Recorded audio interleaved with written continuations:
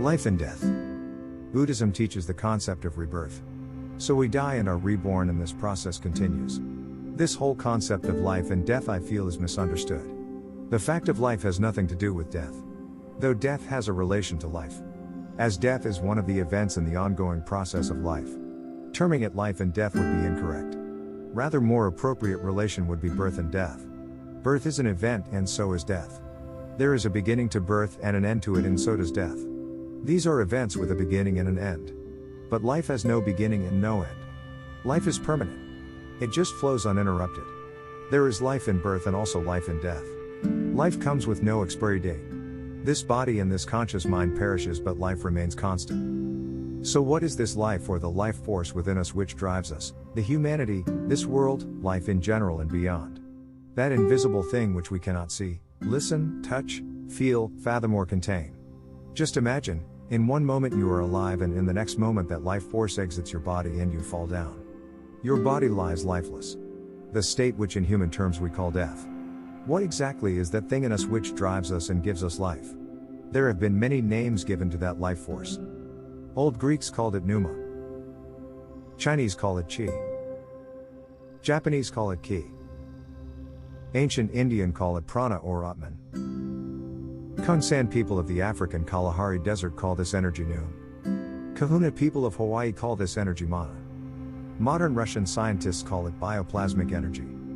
Some call it breath of life, some call it soul, some call it spirit. But whatever it is, this life keeps record of all the karma accumulated in this present existence along with all the previous existences, and takes rebirth when it finds appropriate conditions for rebirth. These conditions would depend upon many factors. Mostly the right condition appropriate for the karmic bank balance we carry. I wouldn't go into much details about karma in this post, and will try to cover in another post sometime soon. So, if we are able to grasp this concept of life, that all the karma we are creating at this moment, good or bad, it will decide our future. If we are able to grasp the truth that life itself is eternal with no beginning and no end, we can eradicate that fear of death. After all, the law of life is very strict and works on the simple process of cause and effect. What you sow, so shall you reap. I am not a Buddhist scholar or an authority on this great life philosophy called Buddhism. I am just another confused soul trying to join the dots who practices Buddhist teachings. The views expressed across this blog are my own personal interpretation of the great teachings of Buddha. Coming out of the Buddha in me, I try to simplify the teachings and keep them short, crisp and to the point. I sincerely hope these articles bring some sense of sanity in our troubled minds. Though we are so consumed in our own world, our own ego and sufferings, that we have lost the Buddha mind to distinguish between the correct or incorrect teachings.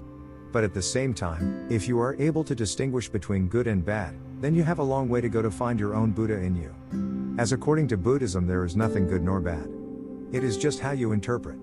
We are all governed by our own karmic patterns, which will make us interpret every thought according to our own karmic mind process. That is why I mention the correct teaching is essential to overcome our karmic mind to convert it to Buddha mind. Since our minds are so accustomed to polluted thoughts, it doesn't register the right teachings right away. Our minds are ingrained to reject the right teachings at the first instance, as the right teachings don't fall in our comfort zone and are contrary to what this mind is accustomed to. Mind will certainly say that this article is a crap, or maybe sometimes it will say that it's a nice article, but in any case, it will register nothing as a teaching which we can imbibe in our lives and live accordingly. If you really want to make a difference in your own life, please read and reread it over and over. Uncomplicate. Simplify life. Let's create a humanistic society based on compassion and reverence for all humanity.